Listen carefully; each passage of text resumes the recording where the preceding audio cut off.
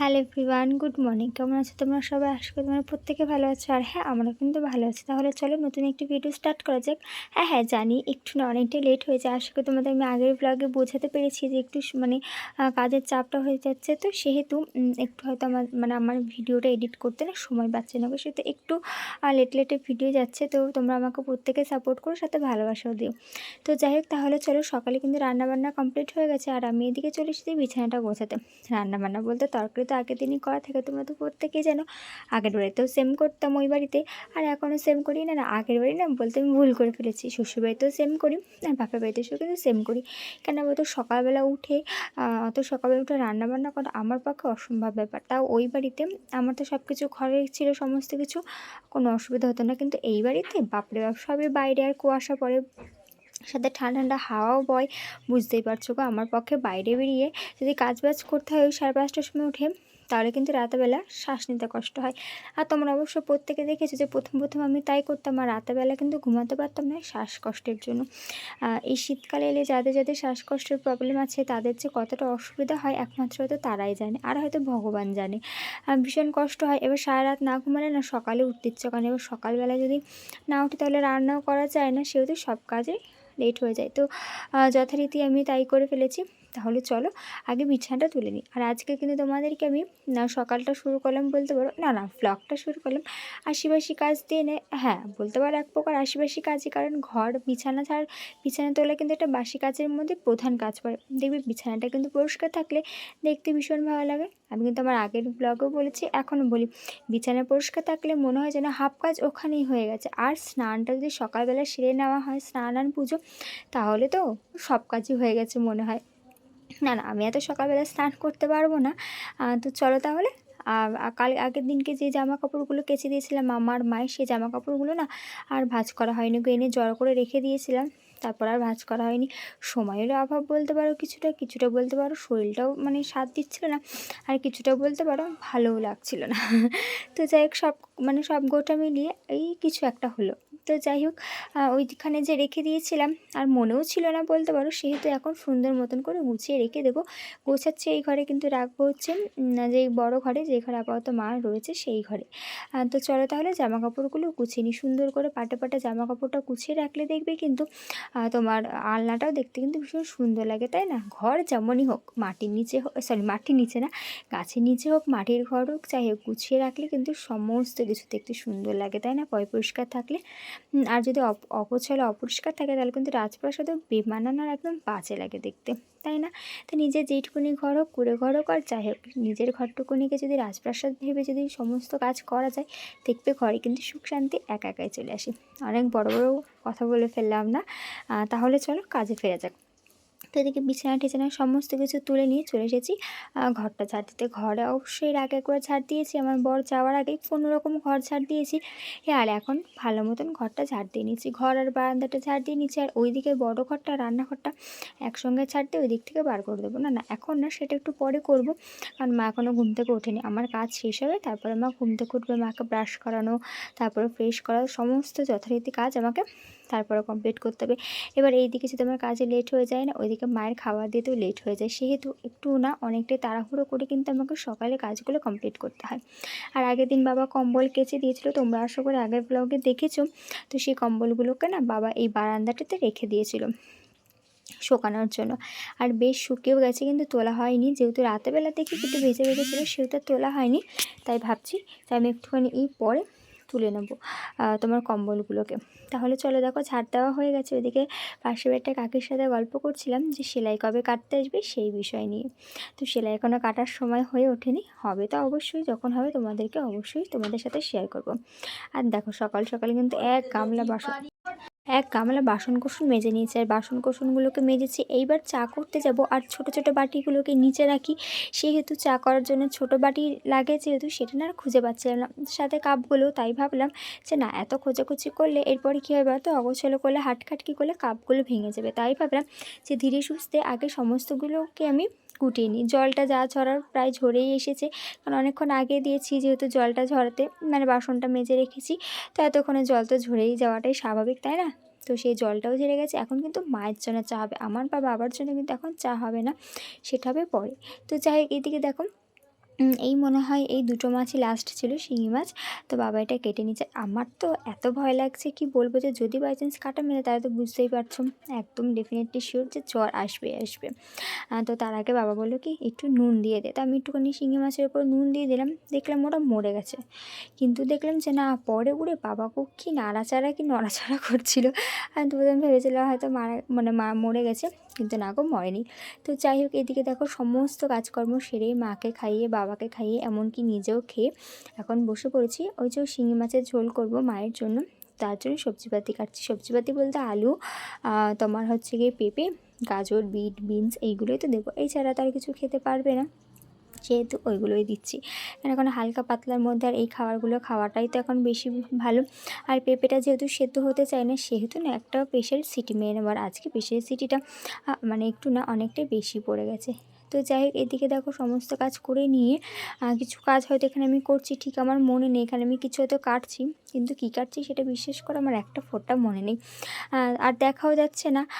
আর কি বলো তো, আমি না ক্যামেরাটা ঠিকঠাক মতন রাখতেও পারি না, যার হেতু কী হয় বলো তো, স্ট্যান্ডটা বারবার নিচু হয়ে যায় না উঁচু হয়ে যায়। সেহেতু কাজগুলো আমি কী করছি না করছি পুরোটা স্পষ্ট করে না দেখাতে পারি না, এমনকি আমিও দেখতে পাচ্ছি না। তো আমি ভেবেছি এবারে বরের কাছ থেকে ভালো মতন শিখে নেব যে স্ট্যান্ডটাকে কীভাবে সেট করতে হয়, তারপর করব। আর জানো কী হয়েছে, আজ তো হঠাৎ করে ভিডিও করতে করতে দেখি, খেয়াল করিনি, রান্নার দিকে এতটাই পরিমাণে মগ্ন হয়ে গেছি যে আমার যে স্ট্যান্ডটা যে ঝুলে পড়েছে রিং লাইট শুধু, সেটা আমি আর খেয়াল করিনি। আর একটু পরে দেখলে হয়তো ফোনটায় পড়ে যেত, আর ফোনটা পড়ে গেলে ফোনটা একটা ফোন থেকে 3-4টে ফোন হয়ে যেত। বুঝতে পেরেছো তো আমি আশা করি কি মানে বলতে চেয়েছি, বোঝাতে পেরেছি। তো যাই হোক, তাহলে কী কাজ করছি মনে নেই, সেই কাজটা সেরে নিয়ে এদিকে দেখো চলে এসেছি নাইটি নিতে। না নাইটি নিতে না, আগের দিনকে মায়ের জন্য একটা নাইটি কিনেছিলাম, মানে মাই পয়সা দিয়েছে। এখন না হাউস কোট পরতে বেশি সুবিধা হয়, নাইটি উপর থেকে খুলতে গেলে একটু টান লাগে সেলাইতে, তো ব্যথা ব্যথা করে। সেহেতু মা বলে একটা হাউস কোট এনে দেবে। মা তো কোথাও যেতে পারছে না, তাই আমি নিয়ে এসেছি অনেক দিন হলো, তোমাদের সাথেও শেয়ার করা হয়নি, আর মাও সেরকমভাবে দেখেনি। তাই বললাম যে তাহলে চলো আজকে দেখে নাও ভালো লাগছে কিনা। আমার কিন্তু প্রিন্টটা বেশ সুন্দর লাগছে। তোমরা কিন্তু অবশ্যই কমেন্ট করে জানিও যে কতটা সুন্দর, মানে কেমন লাগছে। আমার কিন্তু ভীষণ পছন্দ হয়েছে। আর এত টেপ মারা, এত জায়গায় টেপ মারা, মানে বলার বাইরে। আর আমার না ছোটোবেলা থেকে একটাই স্বভাব, এমনকি এখনও রয়েছে, নতুন জিনিসে আমার বর আনুক, আমার মা আনুক, আমার বাবা আনুক, নিজে যেই আনুক না কেন, আমার নতুন জামা জুতো যাই হোক না কারণ আগে আমি একটুখানি পায়ে দেবো, তারপর সবাই পায়ে দেবে বা গায়ে পড়বে। এখন রয়েছে আমার বর যখন নতুন কিছু নিয়ে আসে, প্যান্ট জামা যাই নিয়ে আসুক না কারণ আগে আমি একটুখানি পরি, তারপরে আমার বরকে পরতে দিই। সে গেঞ্জি আনুক আর না, প্যান্টটা অবশ্য পরি না, গেঞ্জি হোক বা জুতো হোক যাই আনুক না কেন, আগে আমি একটুখানি পরি, আমার ভালো লাগে। আমার মতন কারা আছে অবশ্যই এটা কমেন্ট করে জানিও। আর দেখো আমি নাইটিটা পরতে গেছিলাম, দেখি এখনও একটা টেপ খোলা হয়নি, তো অবশ্যই কমেন্ট করে জানতে ভুলো না যে কেমন লাগছে। তো ওইদিকে দেখো মা রোদ্রে দাঁড়িয়ে রয়েছে, আর এদিকে আমি না বিছানাটা একটু ছেড়েই সুন্দর মতন পরিষ্কার করে নিলাম, নাহলে ধুলোর মধ্যে থাকলে কিন্তু আরও বেশি অসুবিধায় পড়ে যাবে, তাই না? যেহেতু সেলাই করা বুঝতেই পারছো, সেহেতু ভাবলাম চলো আগে ভালো মতন করে বিছানাটা একটু তুলেই নিই। তো এই ঘরে বিছানা তোলা হয়ে গেছে, রিং লাইটটা তো ওখানেই রেখে দিয়েছি। আর এইদিকে দেখতে পাচ্ছ এই ঘরেও কিন্তু একদম পরিষ্কার সুন্দর মতন করে সমস্ত কিছু তুলে নিয়েছি। আর এইদিকে ঝাঁটপাট দিয়ে একদম পরিষ্কার করে নিয়েছি। আর এইদিকে দেখাচ্ছি কি বলতো, কম্বলের যেই নিচগুলো ছিল সেগুলো ভেজে থাকার কারণে যথারীতি আমি কিন্তু ওইগুলোকে ওখানে আমি না, বাবা মেলে দিয়েছিলো, কিন্তু ভেজেছিলো বলে আমি আর তুলিনি। আর এইদিকে কিন্তু টাইম হয়ে গেছে কলে জল আসার। তো আমি তো জানতাম যে কলটা খোলা রয়েছে, তাই বুঝি 11:30 বেজে গেলো জল আসে না কেন। মা বললো গিয়ে দেখ তো, মনে হয় তোর বাবা বন্ধ করে দিয়েছে। আর হ্যাঁ, একদম তাই, আমার বাবা কলটা ভুল করে বন্ধ করে দিয়েছিলো। এবার আমি যাই, গিয়ে কলটা চালিয়ে দিলাম, এবারকে আমি স্নানটা করে নিই। আর এদিকে স্নান করে নিয়ে একদম রাধা গোপাল পুজো দিয়ে নিয়ে আমি চলে এসেছি রান্নাঘরে। এবার করবো হচ্ছে মশলাটা। না মশলাটা আমাদের জন্য হবে, কারণ মা তো মশলা খেতে পারবে না। তারপর আবার টমেটো কোনো মতেই না। তো জানো তো, আমি একটা কথা ভাবছিলাম রান্না করতে করতে, যে 2025টা যাই না আমাদের কেমন কাটবে। কারণ 2025টা শুরু হতে না হতে এত বড় আমার মায়ের একটা অপারেশন হলো, এত বড় একটা কিছু হলো, যেটা আমি জীবনে লাইফে ফার্স্ট টাইম আমার অভিজ্ঞতা হলো। এরকম অভিজ্ঞতা আমার কোনো দিন হয়নি। তোমরা তো দেখছো, আমার সাথে রয়েছে, তোমরা বুঝতেই পারছো একা থেকে এত কিছু সামলাচ্ছি। জানি না 2025টা শুরু হতে না হতেই এরকম একটা বড় অপারেশন দিয়ে শুরু হলো, বছরটা শুরু হতে না হতেই। সবে তো জানুয়ারি মাস, এখনও তো কতগুলো দিন, এখনও 11টা মাস পড়ে রয়েছে। জানি না কী হবে না হবে।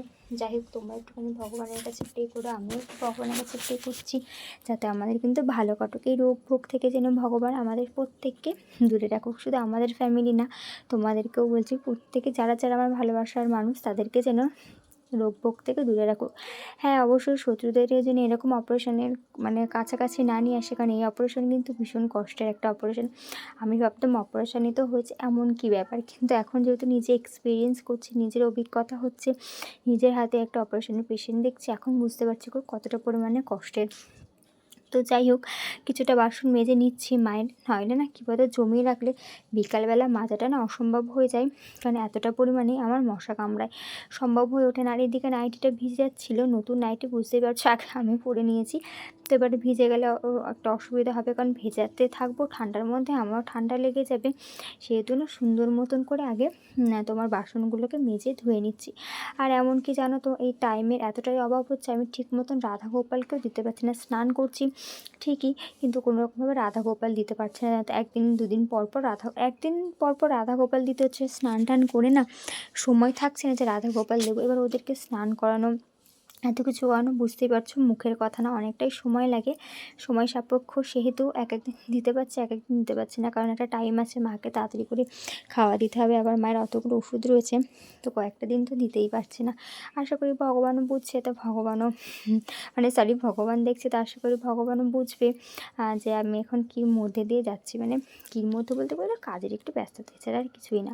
তো এদিকে দেখো, পাশের বাড়িতে একটা পিসি আছে, ওর ছোট্ট মেয়েটা এসেছে, ওর সাথে আমি কথা বলছিলাম কি বলতো, ও না এসে আমাকে বলেছে, জানো তো দিদি, আমি তোমার ভিডিও দেখি। তাই আমি ওকে জিজ্ঞাসা করছিলাম, তাই কিসে দেখিস তুই আমার ভিডিও? ওর সাথে এই গল্পই করছিলাম, আবার বলছিল, তাই আমি শুনছিলাম, বেশ ভালো লাগছিলো শুনতে। ও একদিন আমাকে এসে বলছে, আমি তোমার ভিডিও প্রতিদিন দেখি। তাই ওকে জিজ্ঞাসা করছিলাম, আর একটু ও এসে বলছে, তুমি কি ভিডিও করছো? আমি হ্যাঁ। আবার রিং লাইটটা দেখে বলছি, এটা কী গো, এটা কী গো, এরকম কথা বলতে বলতে আমার রান্না বান্না শেষ হয়ে গেছে, আর একদম চলে এসেছি রাতেবেলা। সন্ধ্যাবেলা তো না, একেবারে চলে এসেছি রাতেবেলা রান্না করছি হচ্ছে বাঁধাকপির তরকারি করব।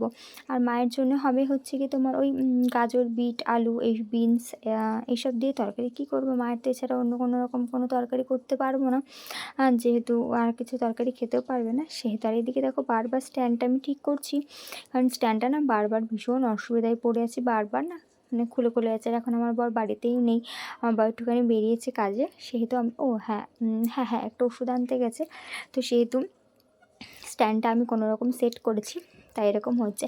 আর যেটা দেখতে পাচ্ছ সাদা ঘোলাটা, এটা না যেহেতু আমাদের লাইটটা জ্বলছে একদম সাইডটাতে, যেখানে রিং লাইটটা রাখি না কেন সেইখানটাতে এরকমই হচ্ছে অসুবিধাটা, এই জন্য এরকম সাদাই হয়ে যাচ্ছে। কেন হয়ে যাচ্ছে এবার বুঝতে পেরেছো তো? আমি না প্রথমে বুঝতে পারতাম না যেটা কেন হয়ে যাচ্ছে, যতই সরাচ্ছি তত এরকম হয়ে যাচ্ছে। আর বেশি সরাতে গেলে কী হচ্ছে বলো তো, যে রান্নাঘরের দরজা খুলে যে আমরা বাইরে যাব, ঠিক আছে, তো সেই ওয়াশরুমে যাব, সেটা না যাওয়া যাচ্ছে না, রাস্তাটা ব্লক হয়ে যাচ্ছে, এতটাই পরিমাণে বড় রিং লাইটটা, সেহেতু রাস্তাটা ব্লক হয়ে যাচ্ছে। আমরা চেয়েছিলাম ছোটো, চলে এসেছে অনেকটাই বড় রিং লাইট, তো রাস্তাটা ব্লক হয়েছে। এবার রাস্তা ব্লক তো করা যাবে না, সবার নয় একটা, ঠিক আছে, এবার মা তো ধরো যাতায়াত করবে, এবার মায়ের যখন অসুবিধা হবে, সেহেতু আমি কোনো রকমভাবে রাতেবেলায় ভিডিওটা করি। তো যাই হোক, চলো তাহলে রান্নাটা করে নিই।